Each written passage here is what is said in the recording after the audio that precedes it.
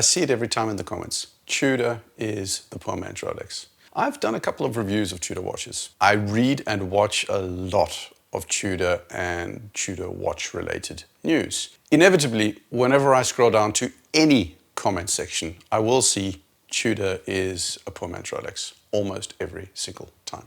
It's a bit of a tired cliche to hear it. Watches are at the end of the day entirely about what you like personally, and if you like it, you like it. Rolex, Tudor, Omega, or of course, God forbid, Hublot. Having said that, the conundrum has been bouncing around in my head for a while now. There are a lot of connotations to saying that Tudor is a poor man's Rolex. Part of it's related to the historical reason why Tudor was originally created and what they sold. Today, though, it's just as much a kind of derogatory statement made to insinuate that a buyer potentially is buying the Tudor as a fallback to a Rolex they either can't get or can't afford. That, though, is a debate you can't ever win. What people feel, they feel. There is one thing we can look at objectively with some level of data and facts. We can ask ourselves, what is Tudor's role relative to Rolex? Is Tudor positioned within the Rolex umbrella as the mirrored, cheaper version of Rolex? Think of it this way. Swatch is not the poor man's Omega just because they're both in the Swatch group. Yes, Rolex and Tudor is a different relationship than Omega and Swatch. But the point is this, it takes more than just a lower price and being owned by a larger entity to be viewed as the lower tier copy option. What we're going to do in this video is compare Rolex and Tudor on a number of broad categories to see where, if at all, they differ, where they are curiously similar, and ultimately find out, is Tudor positioned as the poor man's Rolex? We'll be going through product lineup and positioning, verticality, which is something I'll explain about later, variety, creativity, originality, and innovation, marketing, product development, and culture. In 1946, Hans Wilsdorf founded the Tudor Watch Company as a sister company to Rolex. In founding it, he said, "For some years now, I have been considering the idea of making a watch that our agents could sell at a more modest price than our Rolex watches, and yet one that could attain the standards of dependability for which Rolex is famous. I decided to form a separate company with the object of making and marketing this new watch. It's called the Tudor Watch Company." And so that's what he did. The main reason that Tudor watches have been viewed as pure man's Rolexes is that Tudor used to make their watches from Rolex parts and then equip them with off-the-shelf ETA movements instead of in-house movements in order to keep the price down. So the term isn't really off when you look at it from a historical perspective, but not in recent years, at least not since Tudor was relaunched in 2009. Rolex does partnerships, Tudor does partnerships. Rolex is in yachting, Tudor is in yachting. That's more or less where the superficial similarities stop. Taking a look at Rolex and their approach to branding, you notice two things. One, they're high-end. The sports they choose are expensive, niche, sports typically associated with wealth. It's golf, it's yachting, it's tennis, it's equestrianism. These are not sports of the hood, as it were. Outside of sports, their partnerships are also philanthropic in nature on arts and climate, all sorts of activities that demand wealth.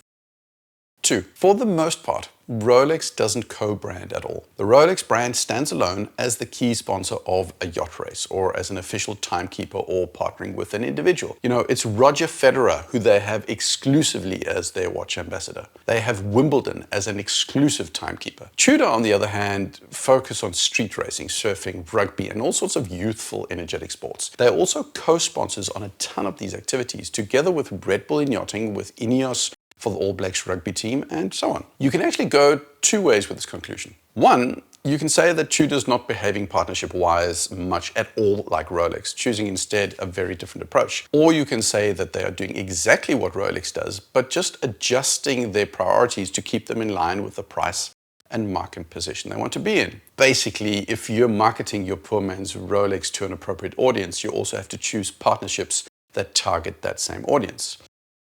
How similar are the Rolex and Tudor lineups? Let's start with Rolex. We have two broad categories, sports and classic. That's how Rolex segments on their site. I, though, would rather posit a different segmentation. I think of watches on a scale from tool to dress. Now let's place three key Rolexes. There's the Submariner, which is your smart, casual, go anywhere, do anything diver. You have the Explorer, which is your entry-level tool watch, and you have the Oyster Perpetual, which is your entry-level Slightly dressy, but not quite dress sports watch. To the right of the Submariner, you'll have the Yachtmaster, one of the more classy subs.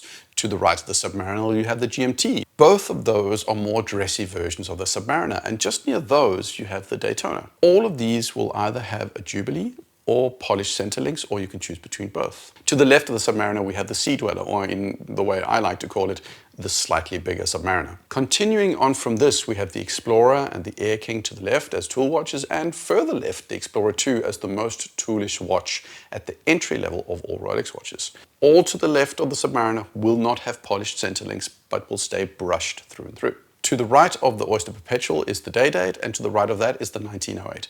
I'm not forgetting the day date. I'll get back to that watch in a second. What I want you to note immediately is that every Rolex is sufficiently distinct from all the others. There's just enough difference in each model to make sure there's no overlap. But more importantly, the difference from the dressiest Rolex to the tooliest Rolex is actually not that huge. Other brands can be significantly wider in terms of how they approach their dressiness or their toolishness. Personally, I think the difference between a Royal Oak and a Royal Oak Offshore is huge compared to the difference between a base Submariner and an Explorer 2. So this is Rolex's lineup, all clearly segmented with clear delineation between them. This is likely where some may say, but all companies have this kind of setup, and my belief is that that isn't the case. 3 examples.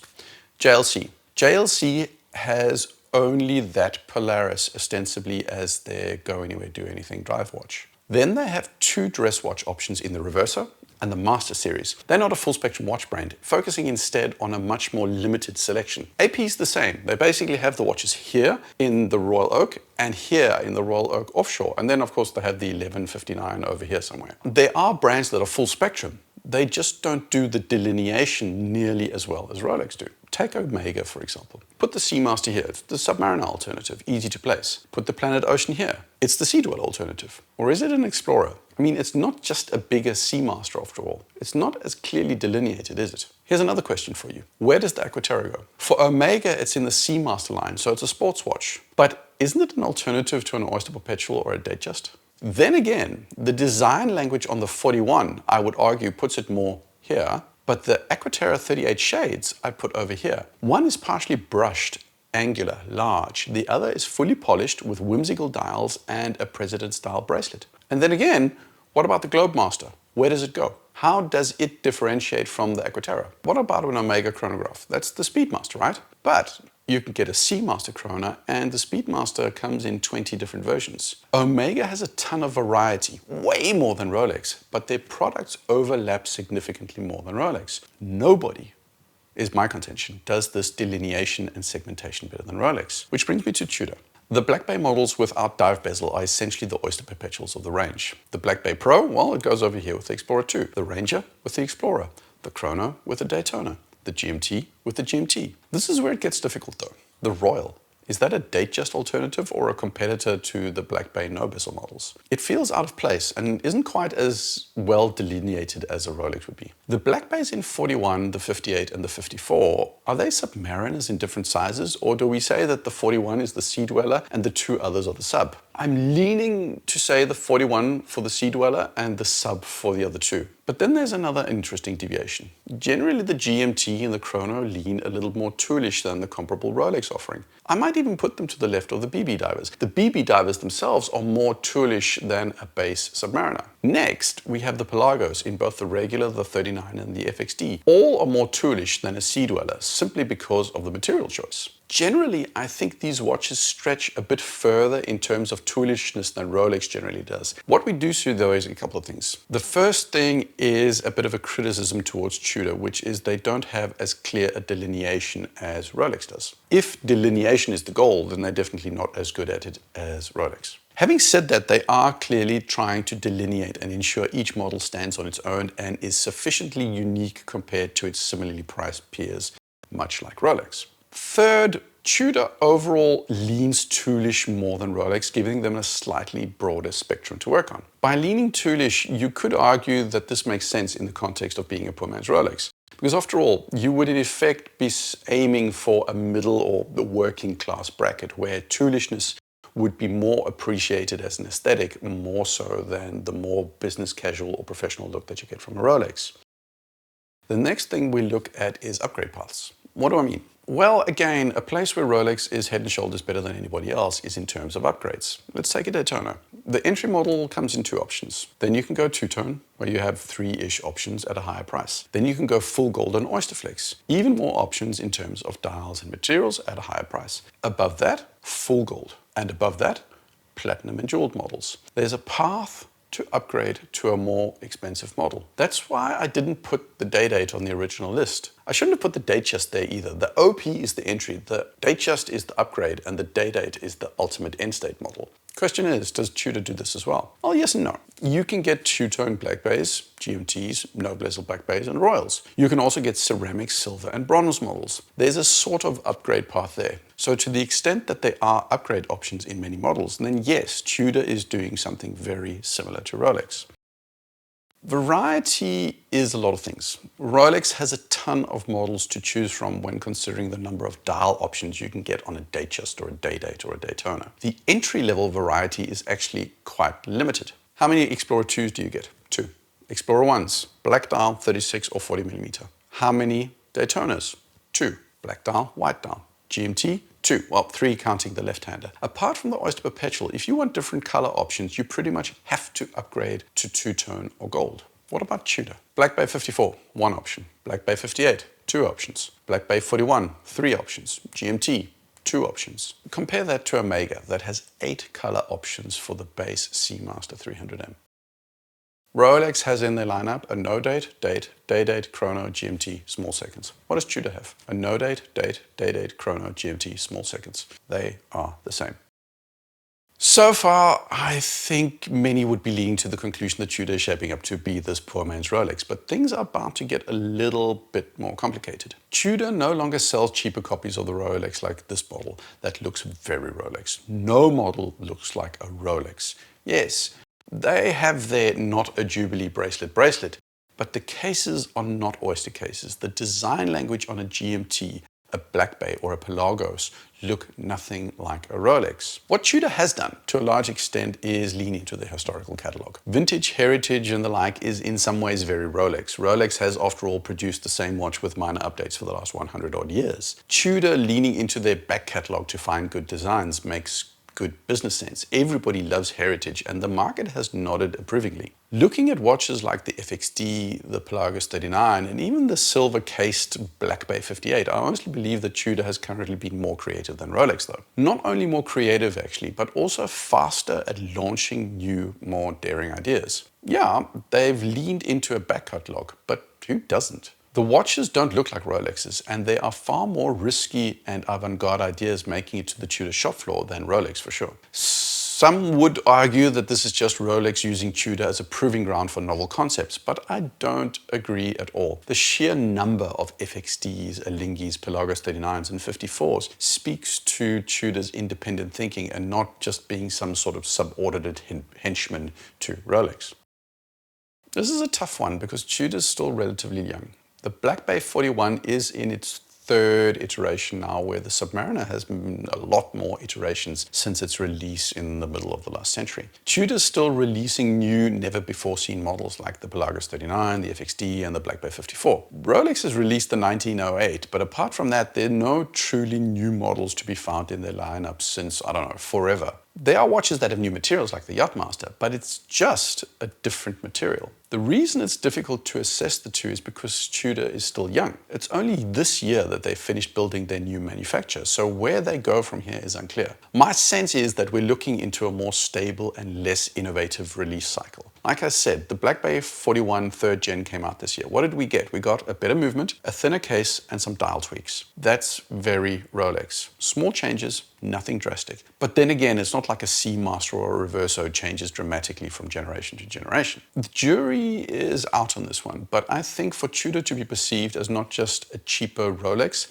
they have to continue to innovate and bring out new models and not just get into a modus of cyclical tweaks to individual models in terms of movements, finishings, and dial changes. All businesses essentially have to manage this tick and tock of innovation and optimization. Omega is perpetually in creativity mode, never really cleaning up the lineup, instead just, throwing out new ideas all the time. Rolex, on the other hand, is perpetually in optimization mode, leading to very predictable behavior and releases overall. Tudor, it would be cool to see them land somewhere in the middle. Everything about Rolex is careful, measured, consistent, boring even. I've got no doubt that the organizational culture of Rolex has business hierarchies where everybody sees their role as to say no, to shoot down, to deny. Not because they don't want to innovate, but because they believe that a tough, conservative approach to ideas will ensure that only the very, very best ideas get approved. Working at Rolex, I think, is likely an exercise in living with rejection in pursuit of some level of perceived perfection. What about Tudor? Their brand ethos is daring to be different, or born to dare. I've also got no doubt that this is their mantra not only externally, but internally. I think a company like this has a huge need to differentiate itself from Rolex. It sucks to be a subsidiary of a larger entity sometimes. Those of you that have worked in some subsidiary of a conglomerate will know what I'm talking about. You do everything you can to maintain your autonomy, your sense of self-determination. And daring to be different, I think, is key. Tudor employees, I'm certain, do not see themselves as subordinate to Rolex. There will be some deferential treatment to the mother brand, but that individual streak is likely something they push very hard. How much they get away with is, of course, not for us to know. As a general rule of thumb, though, I generally say your level of autonomy as a business is directly correlated with your business results. Make money and we'll leave you alone. If not, Daddy's coming to take over and make decisions for you. So far, Tudor have been knocking it out of the park with their daring approach. And that to me says that they have a significant amount of business leeway to forge their own path. And the longer they continue to succeed, the more they will assert their independence. And also, the longer they have that independence, the harder it will be for Rolex to rein them in. Which brings us to the end. Tudor's cheaper than Rolex. Tudor, like almost no other brand, almost completely mirrors the Rolex approach to lineup and delineation, only just moving it more toolish, so slightly to the left. Tudor also tries to offer upgrades, much like Rolex does. They have the same assortment of movement variations. Tudor approaches marketing in a very different way. And then there's the product. They look nothing like a Rolex. They even try out things more aggressively than Rolex ever does. They have more alternative choices in terms of materials and designs. They seem to dare to be different. So what's the answer? Are they the poor man's Rolex? There's no way you're getting me to answer that question. That's for you to decide. I'll, however, say this. Does it matter? Why is it so important? If they make good watches and the price is reasonable, then so what? I don't believe anybody buying a Tudor believes they're getting a Rolex cachet on their arm. Rolex doesn't rub off onto your skin from the back of a Tudor case back like a Moonswatch does. So all you have is some interesting storytelling, a shared backstory, but ultimately a watch. And if you like it, you buy it. If not, you don't. That's all I had for this time. Do me a huge favor and let me know what you think. Like, because it helps me out on the algorithm, and for sure, always subscribe if you enjoy my content. Cheers.